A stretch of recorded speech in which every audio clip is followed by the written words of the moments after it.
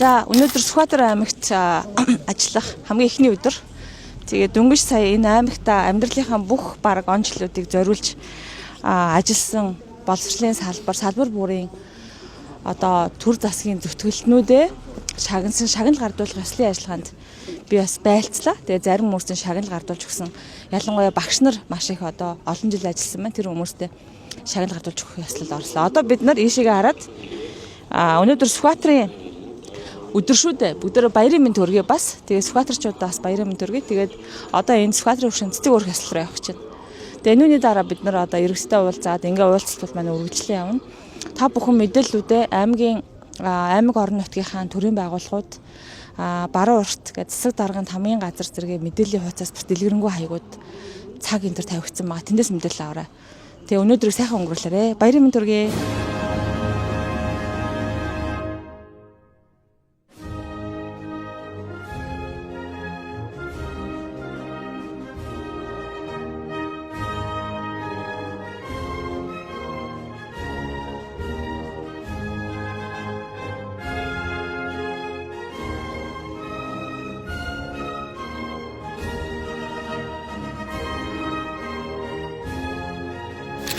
За өдрийн мэнд, жанжны төрсөн өдрийн мэнд.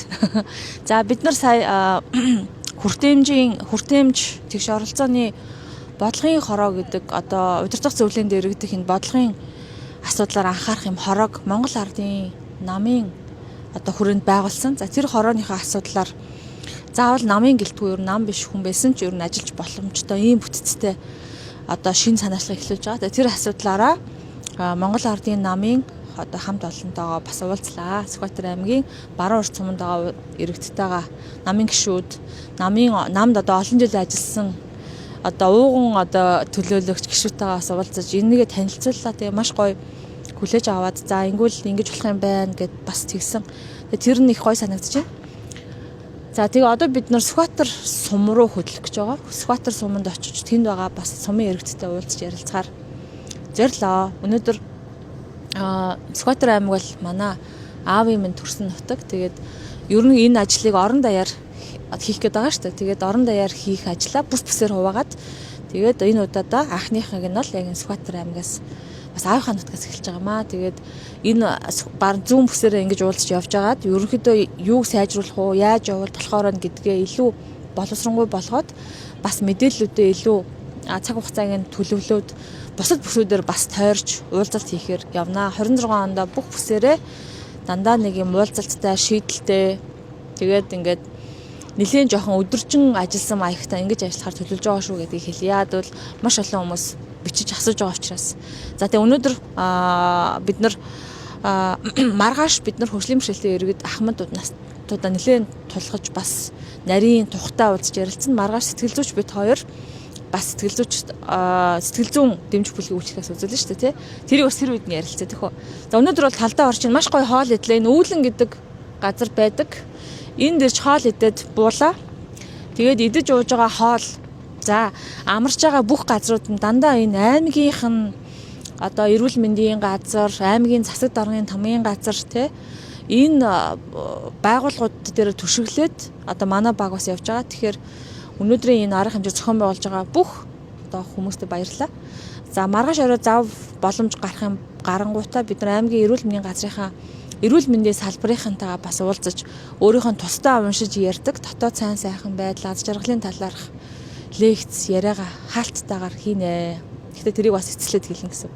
За түр бака хөлтлөө. За юу байлаа?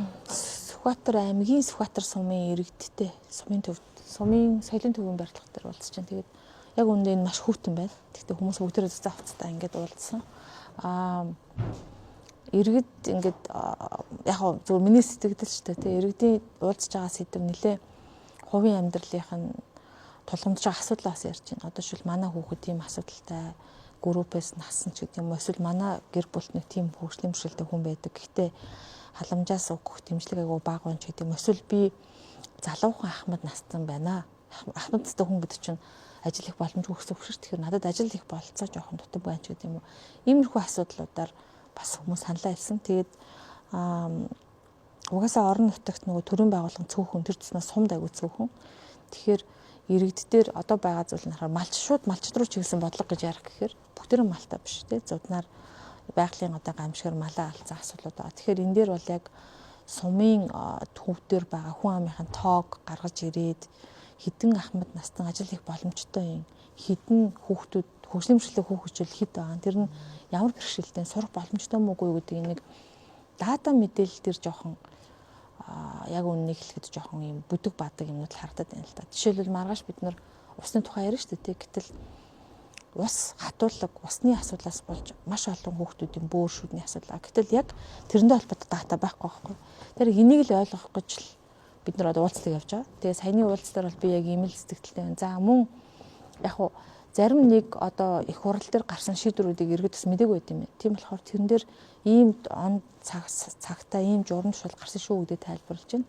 За яг ингээ хуулийнхаа төсөл ажлын тайлангаа дэлгэцэн дээр нэг QR код энэ шүү гэж үзүүлэхээр зааланд байгаа хүмүүсийн нэг 20-30% нь залуучууд нь л QR кодоор юмыг уншиж үзэж байгаа. Тэрнээс биш бүгдээрээ ингээл унших тийм татаж аваад үздэг болцоос байхгүй маань. Тэгэхээр аль болохоор цаасан дээр материалаа өгөх нь бас яг үнэндээ бас чухал байгаа. Тэгээ уулзлын гол ахмадууд бас ирж байна. Тэгтээ бас айгүй хөрхөө идэвхтэй байна. Тэгээд Сүхбаатар аймгийнхаа натаа уулзсан маргаашаас уулзч байгаа маш олон хүмүүст баярлалаа. Маргааш уулзалт хизээ болох вэ? Үений эмчийн үзлэг хизээ болох вэ? Зүрхний эмчийн үзлэг байна уу гэж хүмүүс асууж байна. Тэгээд үений эмч мань бол дорндод үзэн штэ тий. Тэгэхээр энэ хавийн очиж чадах бол баг урьдчилж одоо дорндын эрүүл мэндийн газарт цаг магаа авах тэр зохион байгуулалт нь хийж байгаа учраас холбогдоод үзүүлэх хэрэгтэй байх гэдэг. За тэгээд нэг суманд ажиллаж байгаа ганц 2 хон одоо тусгай хэрэгцээтэй, ялгаатай хэрэгцээтэй хүүхдэд ажиллаж байгаа багш нар байна. Тэр багш нарт нь арга зүй хэрэгтэй байна. Яаж туслах вэ гэдэг. Тэрэн дээр нь би яг одоо мэдээлэл өгөөд бас эргэж холбогдъё гэж бодоод засаг даргын утас хаягийг нь авлаа. Тэгээд одоо бид нэр татварын хуулийн хэлэлцүүлэг рүү гарах гэж байна. Тэгээд нэг замдаа жоохон саатах байх. За одоо өнөөдөр эхний өдрийн ажил дуусч байна. Тэгээд бид нар Сүхбаатар Жанжины төрсөн өдрөөр Сүхбаатар аймагт Сүхбаатарын суманд өөрөөр хэлбэл Сүхбаатарын төрсөн нутагт нь яг төрсөн газар нь очиод иргэдтэй уулзаж ярилцаа тэгээд дуусч байна. За ер нь бол нэг асуудал бас байна. Одоо энд ер нь сум болгонд нэг сургууль байгаад байна. Тэгээд тэр сургууль юу дутагдaltaй байгаа гэхээр англи хэлний багш ер нь хүний нөөц жоохон дутагдaltaй байна. Нөгөө талд сум бүртэл нэг хөгжлийн бэрхшээлтэй хүмүүс хүүхдүүд сураад байна тий. Тэнд нэг хүүхдтэйгээ ажиллах юмсан сайжруулад хүүхдээ өгжүүлчих юмсан гэсэн багш нар бас байгаад байгаа. Тэр тусгай хэрэгцээтэй, ялгаатай хэрэгцээтэй хүүхдүүдтэй ажиллах арга зүйн чиглэлээр сургалт бас хэрэгтэй байна. Нөгөө талд англи хэлний багш юм уу ер нь хүний нөөц төр жоохон анхаарах юм байна. Тэг яг би зүгээр ингэж бодож байна л да. Одоо бид нар ингээд олон улсын маш их байгууллагууд сайн дурын ажил хийж Монгол юм уу ерөнхийдөө ирэх сонирхолтой байдаг хгүй. Тэр хөтөлбөрт материалаа илгээж сумын сургууль сум өөрөө байранд хангах болцоотой гэж байгаа хгүй. Тэрийг хангадаг энэ холбоо зуучлал мэдээлэл өрөөсө дутагдaltaй байд юм байна. Тэгэхээр энэ дэр нь ажиллаад өгч байгаа юмсан гэдэг нэг юм бодолтой байна. Тэгээ энэ бол санаанд бас жоохон багтж байна. Ямар ч гэсэн өнөөдөр манай дээр хэдэн сум байгаа. За англи хэлний багш дутагдaltaй хэдэн одоо сургууль байгаа нь тий. Нөгөө талаасаа тусгаас хэрэгцээтэй, ялгаатай хэрэгцээтэй хүүхдүүд хэдэн сургууль сурж байгаа гэдэг тоог нь би маргааш бас нэгтгэж аавна. За тэгээ эхний өдөр маань бол нэлийн олон хүмүүстэй уулзалт санал солилцсон. Өнөөдөртөө манай хотоос буюу маргааш өглөө ажиллах хөдөлгөөн засалчид маань, мэдрэлийн эмч, бүхний хавдрын эмчнэр маань, багийнхан маань, сэтгэлзүйч маань өнөөдөр орой бууж байгаа. Бид нар одоо баруун урт руу очиод тэр багийнхантайгаа хүлээж авч уулзах чинь. Ямар ч байсан нэг иймэрхүү байгаад. Тэгээд өнөөдрийн бичлэгийг одоо болж өгвөл ингээд хаана үгүй бол нэг жоохон байжгаад нөгөө хотоос ирсэн багийнхантаас уулзаад нэг селфи зураг мураг авахлаад маргааш ийм юм ажилтаа шүү гэдэг мэдээлсэн нэг бичлэг орох боломжтой ч магадгүй. Гэтэ энэ батарейн тусах жах шүү дээ. За